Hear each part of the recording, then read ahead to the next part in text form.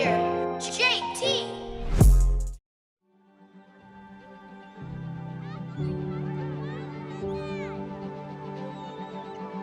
Welcome to the Wisdom for Wealth for Life podcast.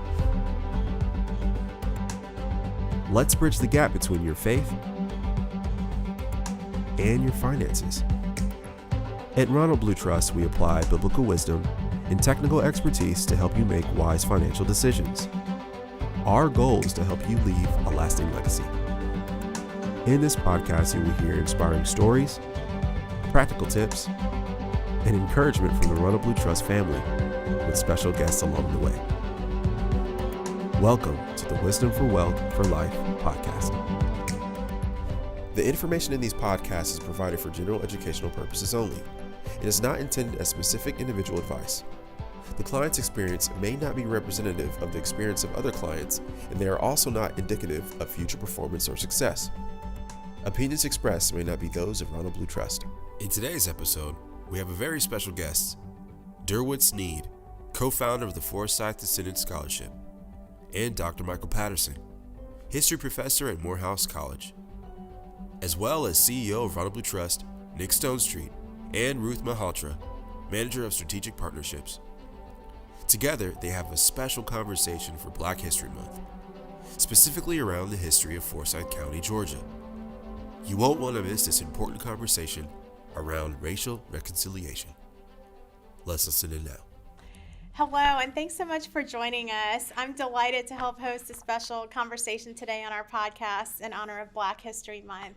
We have a special guest joining us, Durwood Sneed, who we'll introduce in a minute, Dr. Mike Patterson from Peacemakers, and of course our CEO, Nick Stonestreet. Nick, tell us, why do you think it's important that we commemorate Black History Month as a firm? Well, I think it's important that we tell all the history. So if you're really going to get into history, you need to tell all of the history. And, history told from different perspectives gives us a more complete story. And I think a lot of Black history had been ignored or vanquished from textbooks, and bringing it to life. And it's nothing to hide from or move away from. It's something to look at and acknowledge, just like the story we'll be talking about today with Durwood. It's important to know your history and then learn from it, really. Dr. Patterson, anything to add to that? I do, and thank you for inviting me today. I believe, as Nick said, it's America's story. This is all our history. And if we don't know our history, unfortunately, we can repeat some of the same mistakes. And I think if we take the time out to acknowledge what we have learned, we can make better decisions about the future. Yeah. Well, I'm honored to help introduce our guest today, Durwood Sneed. I've actually known Durwood for 24 years. Figured that out this morning. Went to school with some of his kids here in the greater Atlanta area. Providence Christian Academy, shout out.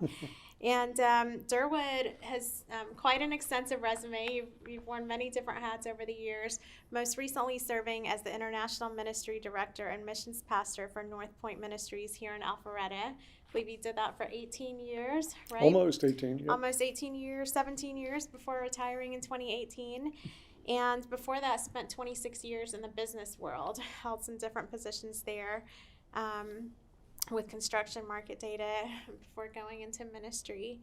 I know now you serve on several boards, including the Forsyth Descendants Foundation, which you'll tell us more about.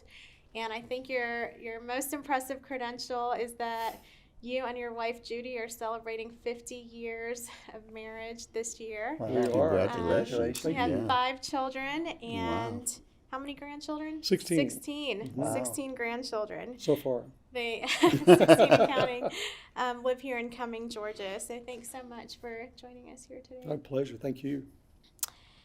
Tell us just kind of a high-level overview. When I first heard about Forsyth County a few years ago and what took place between 1910 and 1912, I was shocked. I mean, the 2 words that kept coming to my mind were horrific and heartbreaking. Can you give our listeners an overview of what happened and how you first learned about Absolutely. 1912 was a real pivotal year in Forsyth County. It's crazy to think about the other things going on in the world. That was the year the Titanic sunk. That was the year Fenway Park opened in Boston, right? All these cool things happening and disasters at the same time. But in Forsyth County, in the fall, I think it was September the 6th, there was an 18-year-old white girl who was raped and brutalized. She ended up dying of her injuries about 2 weeks later. The following morning, they found her, and then they arrested several black people on her street that had very little connection to the crime, but they arrested them anyway. And then following that, that night, a man named Rob Edwards, who was one of the black men that they arrested, was pulled out of the Cumming jail by a mob, beaten with crowbars, shot several times, and strung up on a telephone pole. And people continued to shoot into his body that night. 2 other people that were arrested, a young man named Ernest Knox, another one named Oscar Daniel. They were 16 and 17 years old. They were tried and convicted in a very quick trial. And then following that, they were publicly hung in Cumming. But that wasn't the worst part of the story, because then night riders went around to every single black home in Forsyth County and threatened to blow people's homes up if they didn't leave immediately. And in some cases they did. They dynamited homes, they shot into homes. And virtually 1,100 black people, all the black people in the county, left in a very short time period, were forced to leave in this forced expulsion. So it was absolutely awful. And very few black people lived in the county for 75 years after that. So I moved in Forsyth County in 1989. In the 1990 census, there were 14 black people living in the county. So from 1912 till 1990, it went from 0 to 14. Wow. So it was essentially a white county. In 1987, Oprah Winfrey did her first road show in Forsyth County, Georgia. And she called it the most racist county in America. And it probably certainly competed for that if it wasn't, at that point in time in history. County's changed a lot since then, but at the same time, these were horrific events. And when I read the first time about people being expelled, and I imagine being one of those black men that could not take care of his family, had to go somewhere where no one wanted him, my wife and I both read about this and literally wept. And as we did that, we began praying and thinking, so what else should we do? Is there something else that we should do as part of this story? And that's when I felt like that God just kind of led us to start thinking about ways that we could take action to help. Wow. Dr. Patterson, I know you're a history professor at Morehouse College, in addition to the many roles that you play as a pastor, a mentor, a consultant. From your perspective, can you share more about Forsyth County, what happened, the history, why it's important we continue to talk about it and learn from it? Yeah, thank you so much, Ruth. And thank you for sharing the story. I think it's always good to get clarification, because you said night riders. So who were the night riders? We're not sure exactly, but they were people that went out to homes under cover of darkness and made threats to people for their life if they didn't leave the county. And so there've been a lot of, I've read almost every historical account I can find about this. Some people claim that they were people from outside the county. Others claim that they were local citizens. We don't know, but irrespective of that, the law enforcement did nothing to stop it. Oh, wow. Okay, so it could have been the KKK? Yeah, could very well have been. And the sheriff in Forsyth County was a member of the KKK at that time. So that way the black people could not get justice, because the law should have been protecting them. Right. Did not protect. And I appreciate you sharing the story. It's a horrible story, but it's so indicative of what happened to a number of black Americans during that time period. And it's sad, because if the truth had been spoken and some accountability had taken place, we probably could have avoided what would happen in a few years after that. 1915, the first major motion picture was produced in America and released. And, that motion picture, Birth of a Nation, really glorified the Klan. And that's where we were as a country during that time period, where racism was on full display and people weren't speaking up. And you said about the individuals who were killed, really that's lynching. Right. And it was, okay, so citizens just went out and Yeah, so one man, Rob Edwards, was lynched, literally, because, pulled out of jail, beaten, killed, and strung up. The other two young men did have a quick trial. Some people call that lynching, and it may very well have been. We don't know if they were guilty or not. But at the same time, the trial was very quick for a capital murder case. And then they were hung publicly, which was illegal at that time. So legal lynching. Yeah. Right. Yep. And there are just countless African Americans who were killed because due process wasn't done, or the mob took out their own form of justice. So these stories are hard to hear, but I think we need to discuss it, and not only discuss it, but think about what we can do to better our future, especially for those of us who are believers. Right. Because I think the only hope for this world is Christian people coming together. Right. Right. Absolutely. Yeah, and you got to believe that some of the night riders were people that went to church, Yeah. right? Yeah. So probably all the churches were probably segregated, Yeah.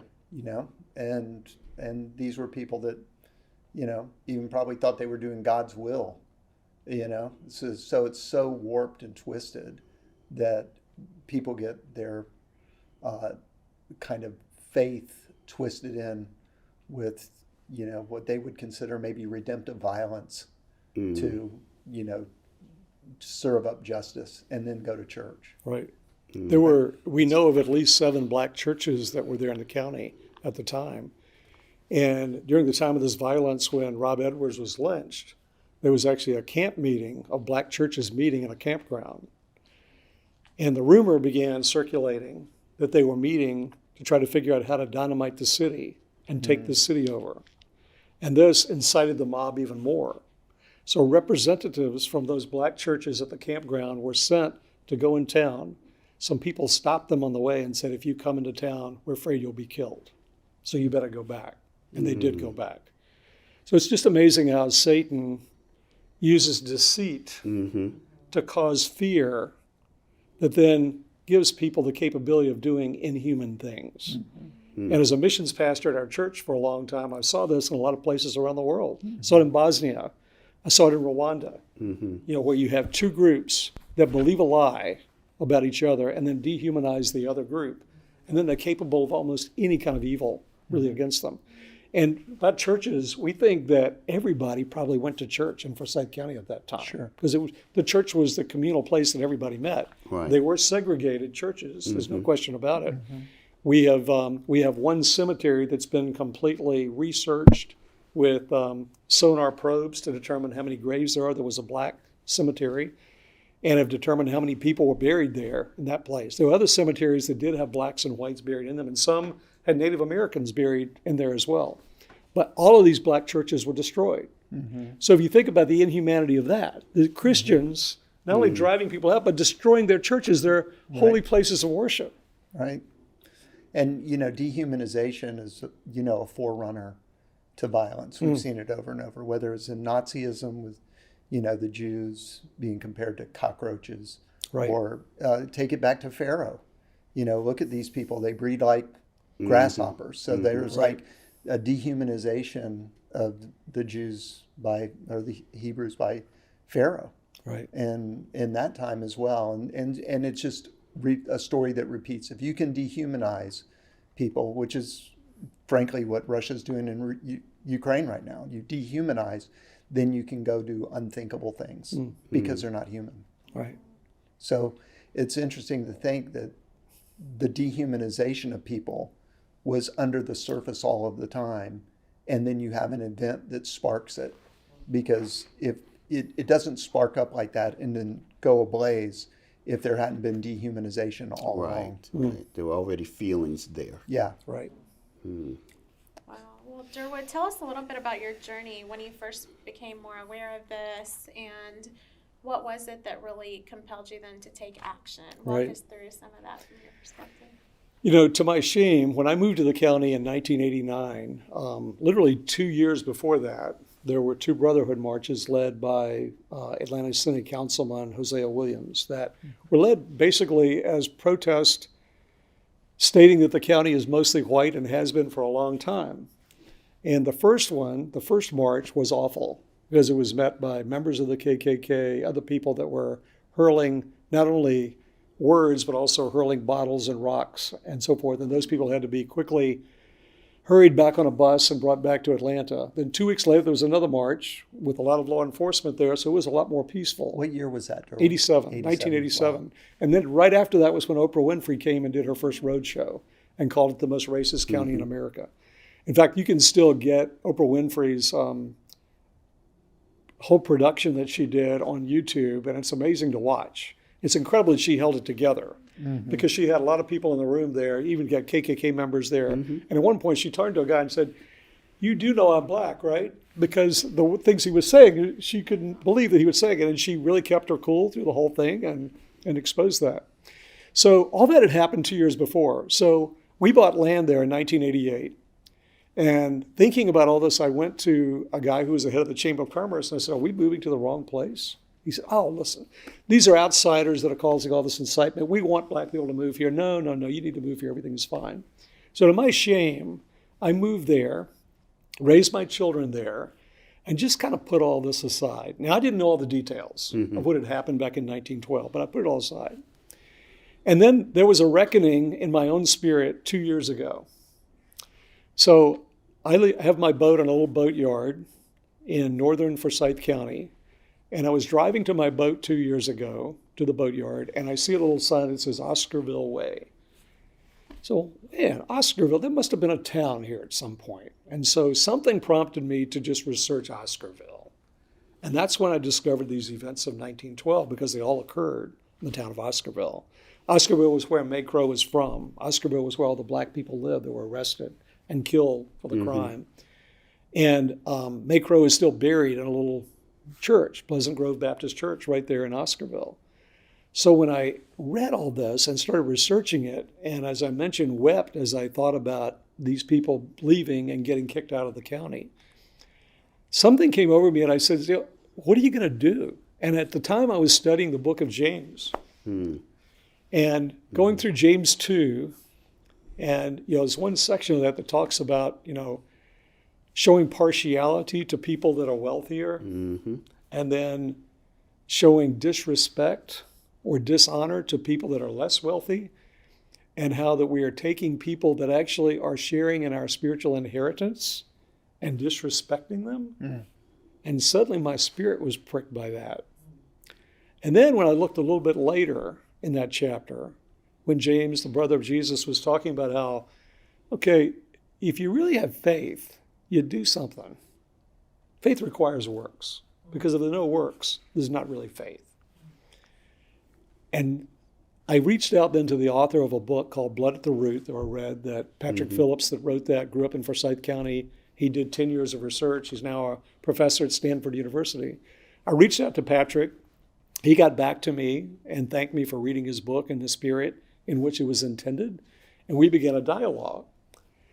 And he said, "Another guy has reached out to me in your county in the same way. He's a pastor at a church called Brownsbridge Church." And I said, "His name is Adam Johnson." And I told him, I said, "Adam Johnson is one of my best friends.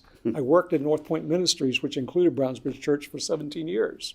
So I call Adam, go over to his home, and we spent 3 hours one afternoon talking, praying, crying, thinking. And Adam told me, he said, "There's an idea that's popped up. And the idea is something to help the next generation of descendants of these people that were expelled. And that's a college scholarship." So we began talking about this, and we said, well, we need to vet this and see if this is even a good idea. So we went to a number of black friends that we had, and we said, look, we're thinking about doing something here with the scholarship. Now, we know it's not justice, it's not a reckoning, it's not making things right, but it's simply an act of love started by some followers of Jesus, and we feel like it's important to do something rather than nothing. And our black friends said, with that proviso, we think it's a good idea. Then we gathered a number of pastors in the county together and began talking to them and praying with them. And we told them, we said, look, we have an idea here, but we're not going to do this unless a number of pastors get on board, because we want this to be something that the church brings to the county, to the community, and to the world. And so we went to the Forsyth County Ministerial Association, and a number of pastors, there were about 15 pastors that jumped on board and said, yes, We want to be a part of this. And so we launched this scholarship, and it's a significant scholarship. It's $10,000 a year for 4 years of college if a student is beginning at their freshman year. And we launched it February 1st of last year. And then in June of last year, we made 9 awards to 9 recipients. 5 of the recipients received $10,000, and 4 of them received less because they didn't need the full $10,000 because we had their FAFSA information on their financial need. But the exciting thing to us has really been 3 things, I think. One is just simply the acknowledgement that this happened, because many of our Black friends have said, this has never really been acknowledged. Right. There's a marker in town. There have been little things, but it's never really been acknowledged that this happened. And that means more to us than a scholarship. But don't get us wrong. The scholarship is really helpful because we felt that these are families that have been affected by generational wealth loss. And that if we can take the next generation and simply help them to get a good education that helps them hopefully to get a good job to support their families, hopefully can reverse some of the things going on in their families. So that was the second thing. But the third thing that we felt really important is that our community just starts talking more about these issues and about race in our community. Forsyth County bears the brand of what happened in 1912, and it will never lose it. Many African Americans are still afraid to come to this county, even though we have grown from 40,000 people to almost 300,000. It's a pretty diverse county. 15% of our population is Asian, 10% is Hispanic, still only about 4.5% to 5% that's Black, but becoming much more diverse. We will have a majority of our schools that will be minority within 2 years. And so a lot of diversity has come, but we still bear the brand of what happened in 1912. So the only thing that can change that is what happens in the future. And we really want our county to be known as a place that is full of love and acceptance of everybody. One exciting thing is the newest elementary school in our county is called New Hope School. It's beautiful. It was just opened in August. It is a school that is named after a African-American school in the early 1900s. It was called New Hope School that was obviously closed and destroyed. And the principal of that school, really neat lady, she talks about this regularly to let everyone know we are named after an African-American school that was here. And what we want to be known at this school for is we love everybody, and everybody is accepted, and everybody has equal footing and equal justice in the school. So there are things that are encouraging to us that are going on in the county, and yet there's still a long way to go. Yeah, so I really like this discussion that you can't make it right. Not going to happen. Right. Because some of those people are dead. Most of them probably got kicked out and their property taken dead.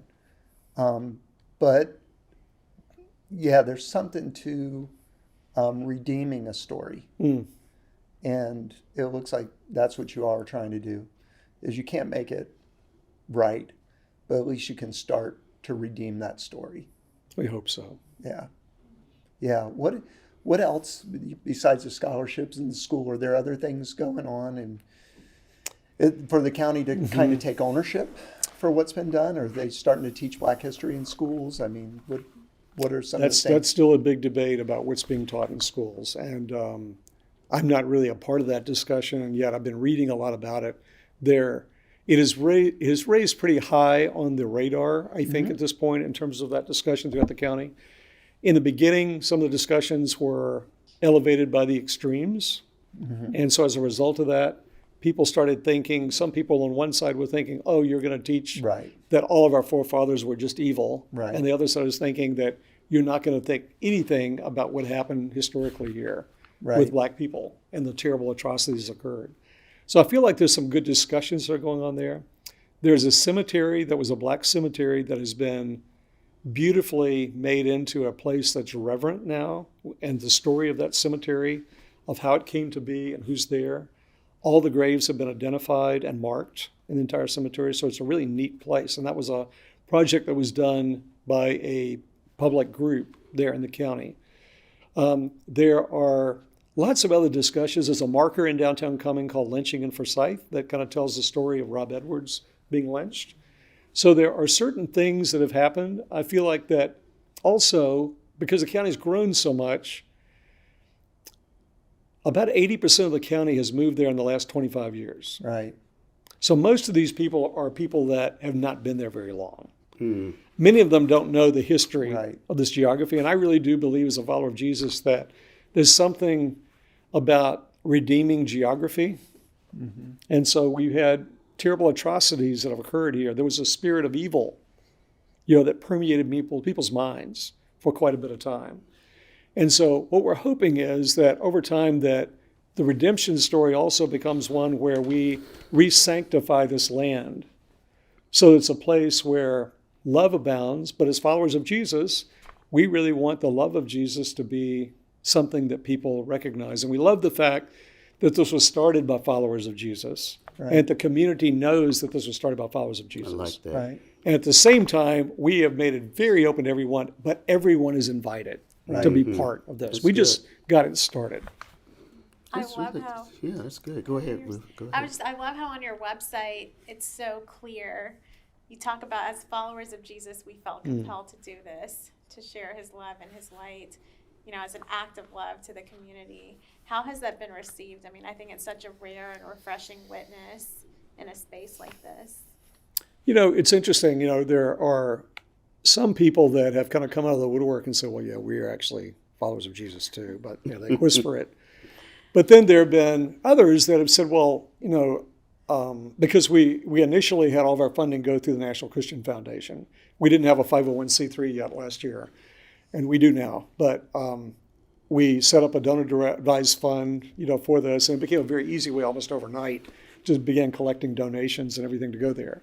But we've been kind of amazed that most people, when they hear that, okay, it was started by these people, but yet, they don't have an agenda other than just love and acceptance. And so we want to be kind of part of that. And some of the pastors have actually, that were part of this, have learned that people have begun coming to their churches that weren't interested in church before. Because they said, oh, if you're doing this, we just thought that you had other agendas that, we didn't like. But if you're doing this, we need to check you guys out and see what else you're about. So that's been kind of a cool little thing that no one actually thought about. But I think that's kind of the way the kingdom of God works, Yeah. When we do the right thing That's a powerful witness. and we show love to people, that love is attractive. And I've watched this in other countries too, where people start reaching out and meeting the needs of widows and orphans, and even a repressive government looks at that and says, well, that's just good. So we'll take care of you guys. Dr. Pep? Yeah, and I'm really excited that I know for years, my wife and I have been involved in ministry, and we've been involved in big church and given way to foreign missions, and we would raise millions of dollars to go overseas. But I'm really glad now we're doing things at home, that we're taking account to, we got some stuff to work on. Absolutely. As Americans, especially those of us who claim to be Christians. Right. That we got to do a better job. Because you said something about the story of 1912 redeeming Forsyth County. And, as a Christian, as a historian, I look at timelines. So we have that in 1912. And then I talked about Birth of a Nation in 1915. In 1918, there were 64 lynchings. Right. In America. In 1919, there were 83. And then we had the summer of 1919 where there were riots all over the country, racial riots. Washington, Knoxville, Longview, Texas, in Arkansas, Chicago. And guess what happened? We didn't deal with it. We didn't talk about it. Nobody took responsibility for it. And here we are 100 years later, and we have 2019. Right. The country erupts all over again. So this is so healthy that we're taking the time out to have these difficult conversations. And that's what Nick and I have been trying to do with our podcast. And I just want to say thank you for Ronald Blue just leading the way in this, just having the conversations and saying, what can we do to redeem the story? Yeah. It's a question you should just live with, right? As believers, we should be living with that question in every area of our lives, right? So It makes this me is one area that you just So I don't know what's next for Forsyth, but I know there's a start, and that we just need to keep asking the question, how do we continue to redeem this story? Because some people want it to go away, Mike. Like Mike and I had this conversation after George Floyd murder. Our biggest fear here is that people would just stop talking about anything, like just push it under the rug again, and just wait for the next eruption. But if we keep asking the question, how do we redeem the story? We're going to get to a point one day where we don't have the next eruption, because we're going to put it on the table, and try to bring God into the situation, because it's going to get healed without God. Whether people believe that or not, it's not going to get healed without God. And as a whole, the black community has been very resilient. Black people just keep starting over. But I do think now the education helps in knowing we have a wealth disparity in America, not because people didn't work hard or were lazy, but because people were taken advantage of. And so to have you as a voice, as a man of God, a man in the community speaking up, and of course what Ronald Blue Trust does, it helps. Because there's still a lot of economic misunderstanding. And I think the more we can shed light on it, then say, okay, what is fair? What is equitable? Well, now part of our story at Ronald Blue Trust is, with our ownership structure, Casey Crawford, who's a primary shareholder, most of his wealth will go to Title I charter schools, and the most disadvantaged neighborhoods. And so, it's really great to see, even Ronald Blue having our profits going to help Title I charter schools now. So, because that's Casey's heart for, what he wants to have done with his wealth, which is significant. And I think what's powerful about Casey, getting to know him, is what he's done with Movement Mortgage and with home ownership. Because if we're going to build generational wealth, you got to own something. That's right. So I just think it's powerful. And those young adults getting educated so one day they can build some type of wealth. Shout out to Movement Mortgage and Movement Schools. Just zooming out from that, I'd love in the time we have left to talk about some of the learnings that have come from this, and also how, we're the Wisdom for Wealth for Life podcast. We love to talk about how do we even think about some of these things wisely. How do you process or approach, feelings of guilt, shame, complicity? We talked about repentance earlier. How do you navigate that as a follower of Jesus, and what's the proper mindset for us to have? I'm not sure what the proper mindset is. I'll tell you, I'm in a learning curve on this, and one of the learnings is to listen more and talk less. And so I've been trying to meet with a lot of African American friends. I'm with a couple of different groups that are working on reconciliation, and I'm just trying to listen and learn. And I realize another learning is that we all see the world through a different lens. Every one of us has got a lens based on our experiences, our background, what we were taught, all these different things. That's the way we see the world. And we hear someone else say something that's different than the way we see it, and we immediately start criticizing it versus trying to look through their lens. That's true. And I feel like as we listen, and if we listen enough, then typically someone's going to come up, well, what do you think? And now they're ready to listen because you listen to them. So just the honor of listening to someone, I've learned that that's way more valuable. I should have learned this a long time ago, right?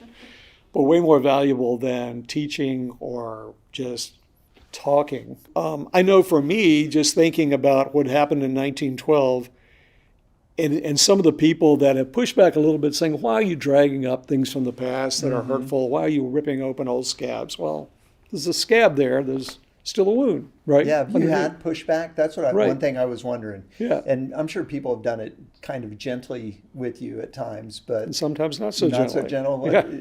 Have you had people that have pushed back on, why are you doing this? We have, and I think some of it is the reputation, especially of families that have lived there for a long time, so multiple generations. So there's a shame thing. Why are you bringing up something that maybe my ancestors might have been part of and all of that? But we do talk a lot about the fact that the truth sets everybody free. You shine the light on what happened. It wasn't you. You weren't Right. alive then. You didn't do Right. this. And yet this happened here. Right. And so let's learn from that. Just like Dr. Patterson said, we need to learn from the past, learn from those mistakes. How did this happen? And I love to really try to look at that whole dialogue, even between what people believed and what lies people were believing that caused them to dehumanize someone else. And how do we keep that from happening? Because I think there are little triggers that could be alerts for us today. That when you start hearing somebody actually dehumanizing someone else or talking of them that way, that should be an immediate trigger to push back on. No. Everybody's created in the image of God. Right. Right? Yeah. I mean, and no matter who they are in the image of God. And if they're believers, they're shared brothers and sisters with an equal inheritance, Right. eternally.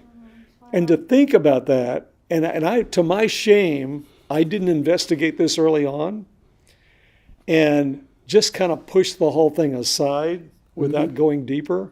And it took a long time for me to get deep enough to really get into the story.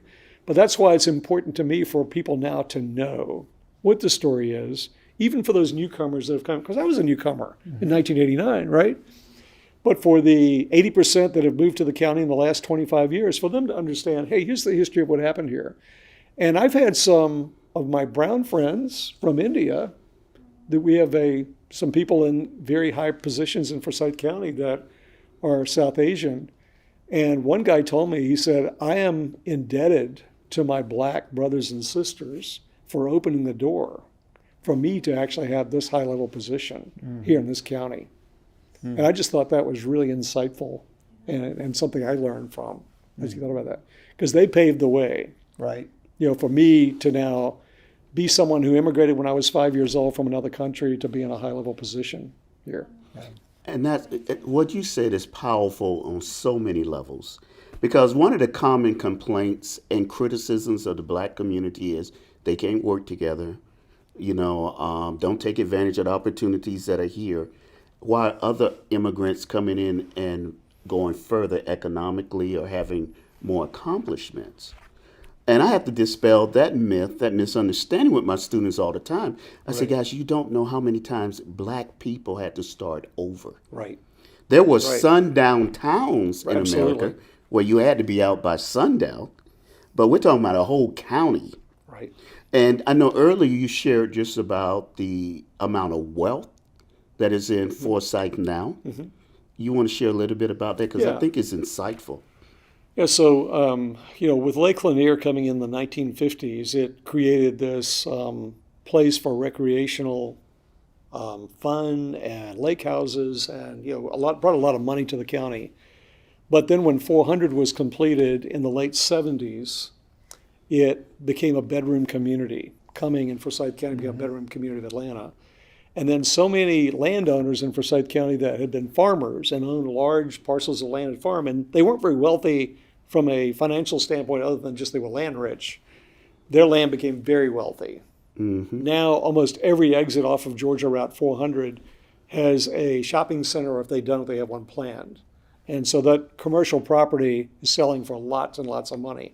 So many of these farmers became multimillionaires, in selling this land that was passed down, and made them very wealthy.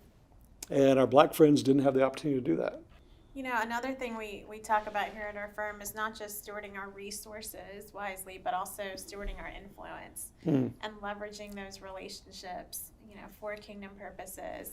I think you're an amazing example of that, and even how you talk about the truth setting us free. Like, we have to believe that even when the truth is disruptive, right? And that's what you've been willing to have those disruptive conversations. Can you talk a little bit about what it's like to steward your influence in that way, especially when it's costly and risky, touching a topic like this that many people are hesitant to even listen to? And being a pastor too, I understand from a pastoral standpoint that there are a lot of people that are coming to you with issues that they feel like are the most important issue, right? And while this one is extremely important, from a pastor standpoint, and you're a pastor, people are coming at you with a lot of different things, and you're trying to figure, how do I navigate all this? We can't do all of that, but how do I act in a biblical way and promptings of the Holy Spirit to respond to each one of these things and to be bold where I need to be bold, and at the same time, not to push away all of my congregation and keep 2 people, right?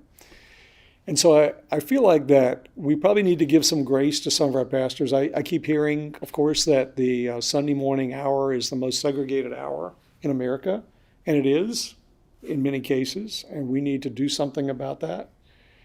And at the same time, I just feel like, too, though, that we also need to figure out how do we take steps that truly move towards reconciliation. There are, in Jesus' time, I look at John the Baptist as being the super disruptor that, calling people heathens and you vipers and you're all going to hell if you don't repent, Yeah. And Jesus had a little bit of a different approach. I mean, he healed people. And you didn't ever hear of John the Baptist going out healing people and casting out demons. He just, preaching against them and baptizing people. But Jesus was out there healing, baptizing, and he was kind of pulling people in. And it was the religious leaders that were pompous and everything that were people he came down hard on. And most of them were in Jerusalem, so he didn't like to go to Jerusalem very often. But the average person, he's out there just trying to talk and ask them questions. And I feel like one of the things that we can all learn from is the whole art of asking questions. Like, rather than preaching, teaching, talking to people, let's just ask questions about what they believe, who they are. I like to start with their family. Like, tell me about your family. Tell me about your wife. Tell me about your kids. What's going on with them, And then we get to learn about things with each other. And then over time, I think that learning can help move us towards a position of actually trust and then getting to the point where we can then talk about really tough stuff. But we usually start with the tough stuff. I had one friend that just died last year, and he was a fascinating guy. We were good friends. He was been CEO of 2 or 3 corporations, but I remember for him, he tested you early to determine if you really wanted to be his friend. And most people just kind of moved away from him. But I was kind of challenged by this. I said, well, yeah, And so but then we got to the point where we could just call each other on everything, And I love that about relationship, that when we get to a certain level of relationship, we can say anything. For example, this guy was after me all the time about how much I traveled. He says, you're getting old. You're traveling too much. You shouldn't be traveling. So I was doing this mission stuff going all over the world. And finally, I just told him one day, I said, Stuart, I'm getting tired of this. Every time we meet, you keep jumping on me about how much I travel. It's not helpful. I'll let you know when I decide to stop doing it. But in the meantime, I'd appreciate if you'd never tell me again. Okay, well, I'm sorry. I hope that's not bothering you. I said, well, you could tell it's bothering me, so leave me alone. But we got to that level where we were brothers and we could just be honest with each other. And so that's what I long for, too, and more of these discussions around race, is that we become close enough brothers with each other where we can have really tough conversations and learn from each other, but also push back on truth. Again, let's just lay the truth on the table about everything and try to figure out what this is. Because, on one side we've got, and I realize that when an event happens with, and I'll just be real honest, when an event happens with police and a black person, my assumption, being a white person, is that the police are usually right, and occasionally they'll make a mistake. And yet I've learned from a lot of my black friends, their assumption is the police are usually wrong, and they're usually taking advantage of me, and there are some that are good. And so when I look at that whole situation, I'm looking through one set of lenses based on my experiences, Right. and my brother's looking through another set of lenses based on their experiences, and we've got to learn from each other. It doesn't mean either one of us are lying. It's our experience. And how do we learn from that and get to the point where, okay, let's talk about that, and then what's the solution around this that can really work? But unfortunately, the media typically tries to elevate the extremes. That's just the way media works, because you create tension and people read it, right, or watch it. But when we can't let that drive what we do, because we never get to reconciliation there. Instead, it seems to me that we just need to get to know each other, spend time with each other, and get to that point where we can truly have discussions about truth that help us, solve some things. And I don't know what the solutions are. My brothers like Dr. Patterson have got to help me figure that out. Well, and I appreciate, because as you're talking Bible, I immediately think about the Apostle Paul. Right. Very prominent teacher, prominent Jewish man who went to the Gentiles. Right. And he said, I've become all things to all men. So you, as much as you've achieved in the world's eyes, but to take time out to say, I want to grow and learn, is commendable. Yeah. It's commendable. And more people need to imitate that spirit. And that's one of the reasons Nick and I connected so much, because Nick's humble. Nick will say, hey, I don't understand everything. Right. Help me out. Yeah. And we've had some honest conversations Yeah. over A the lot of years. honest, Yeah, a lot of yeah. doing life together. And God has blessed it. Yeah. So thank you so much for the way you Oh, serve. man, thank you. Is there anything else? No, just Durwood, thank you so much for you and Judy Oh, being peacemakers. thank you. It's really Thank you. wonderful. I'd love for you to leave us with a few closing words. We talk here about leaving a legacy, and we believe that, you know, every Jesus follower is called to do that. Our aspiration here, our cultural aspiration for our company is on earth as it is in heaven. What does legacy mean to you? And what advice would you have for our listeners as we think about how each of us can leave a legacy and live life on earth as it is in heaven? It seems to me the biggest legacy any of us can leave is if we can pass on to the next generation a yearning to be a follower of Jesus, or whatever that is. You know, I had two friends that are both passed away now. Those two guys met almost every week for 40 years. And they met with around one question: what does it mean to be a follower of Jesus? And I said, well, so what did you guys come up with? He said, well, we pretty much came with Matthew 5, the Beatitudes. You know, when Jesus pulled his disciples together, and they were expecting him probably to say, okay, I'm now the king, you're the lieutenants, and we're going to take this thing, get rid of the Romans and everything here. Instead, he talks about being poor in spirit and serving people and mourning and being persecuted. And they're probably all wondering, but, you know, I think the biggest thing is being a follower of Jesus and being on that pursuit of whatever that means. But I think Matthew 5 is a great place to start, where he gives us kind of the example of what that looks like. Wonderful. Thank you so much for your generosity of time and insight, and especially thank for your you. example. I know that so many people will be inspired and informed by this conversation. And if y'all would like to learn more, we encourage you to go to forsythscholarship.org to hear more about Durwood's efforts with the team there, and you can get involved that way. So Thank you, thanks Ruth. again Thank you for so much, Ruth, Nick, being here. Dr. Patterson. Thank you. Thank you. Thank you. Thank you. Grateful for you.